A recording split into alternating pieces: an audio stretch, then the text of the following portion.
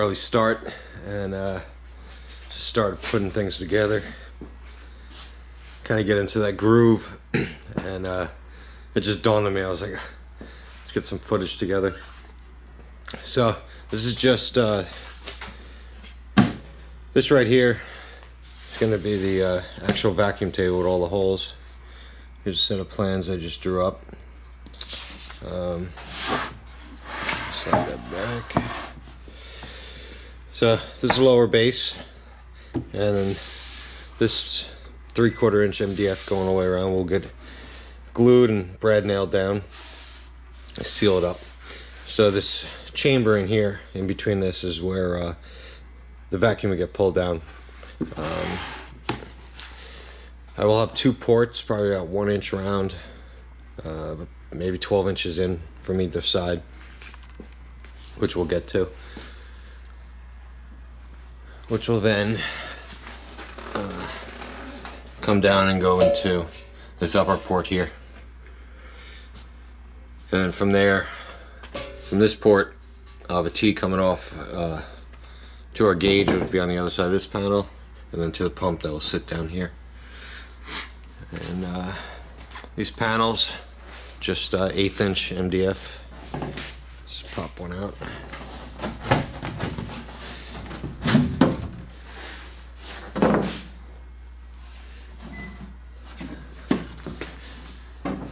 So just dry fitting them. So once I get it back in, I'll just clamp them up and then just drill the holes from the back sides. And I'll just put some of these flat Allen head screws in. So yeah, it's just a big 4x8 sheet like that we ripped down on the table saw. And for the top here, I just got to write a code for it, and we'll throw it up on the router table right there and get all those. I believe it was 794 holes, I believe, were calculated for this. So something I do not want to have to hand drill. So we'll get to this maybe later tonight, if not tomorrow. We'll get that all cut up.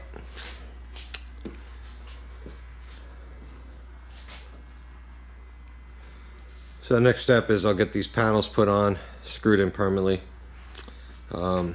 This side here is actually going to be an access panel. So most likely I'll have magnets at all 4 corners, and I'll build a steel frame for the door that goes here, and I'll be able to just pull it off, pull it to the side, so if I have to get to inside here for any reason. And it just magnetizes back on. Nice, easy access. So after these are done, my next step is we're building the upper box to house the heating elements, which I'll be making out of sheet metal and just bending it up on a brake. So let's get these mounted, and we'll get back to it. Alright, got the tabletop mounted. Sticky tape down to the router table here. It's pretty much what it'll look like. I believe there's 794 holes. So way too many that I like to drill. So we'll let the router do all the work.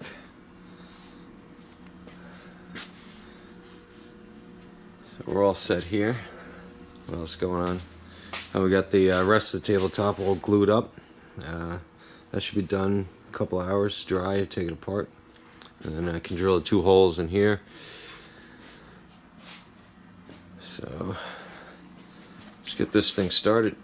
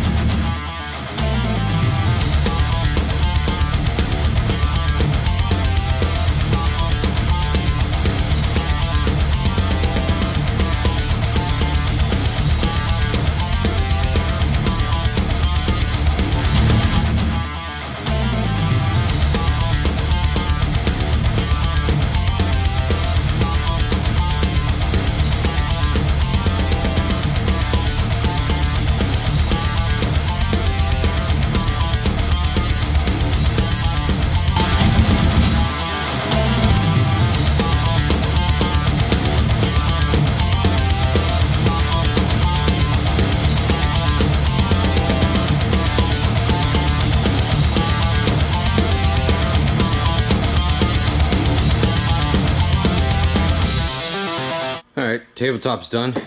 Been a little busy since last time I was recording. So we got the lower base painted. I just sanded to kind of smooth it out, put one last coat on it. Base was completely drilled, countersank the holes, got that all bolted together. Also painted the side panels. There's the rest of them over there. I just threw this up just to kind of see.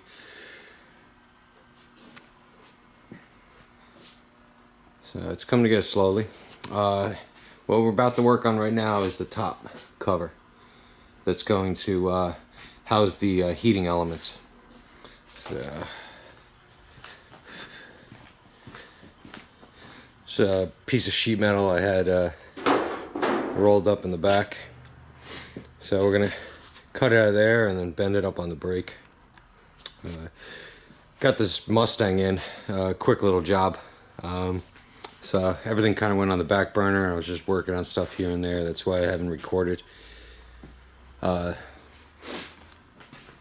process that I've gotten to this point. But let's get this top made. I'll walk you through how I made it, and we'll get that installed. So we'll get right back to it. Alright, got it all marked out. Orange Sharpie is all I can find. So I don't know if you can see all that, but so it's 39 by 25 and a quarter. So and I gave it a 4.5 inch rise to it. This little tab that's going to stay on here, after it's folded up into a box, we'll just bend that over and drill a couple holes and rivet it in. So I'm gonna get this cut up and we'll get it bent and we'll get it fitted on there.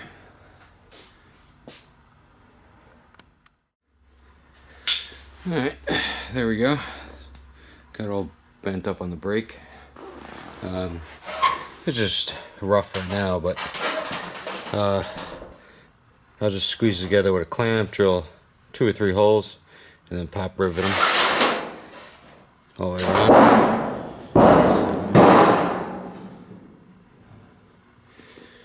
And then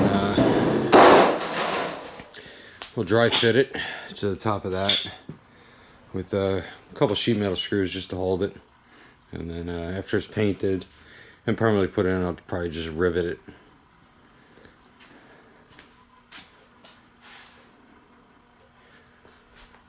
So if you don't have access to a brake or anything like this, you could always go to your local HVAC supplier, and most of them have a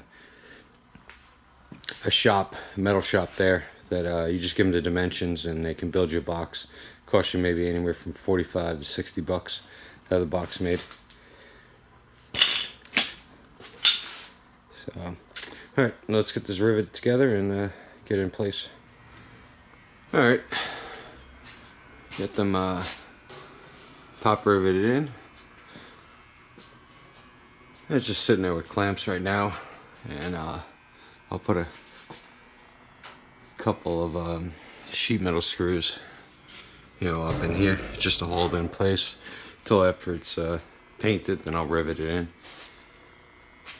Now this is just the inner shield. There will be another one that will rivet down to this and come up and then over the top.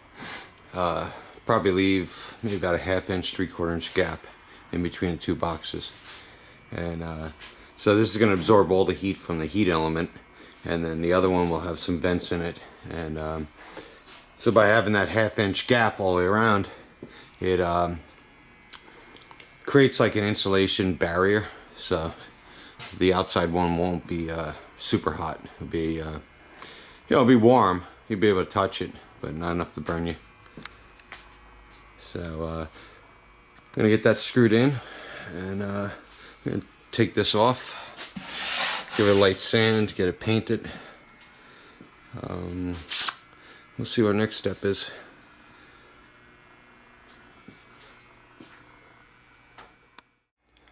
Alright, get top off.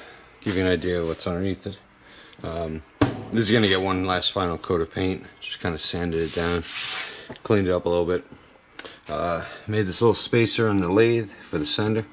So this way, from the weight of plaster or whatever I put on there, it doesn't start sagging. These here, they're just 1/4 inch holes drilled straight through, and I used these inserts.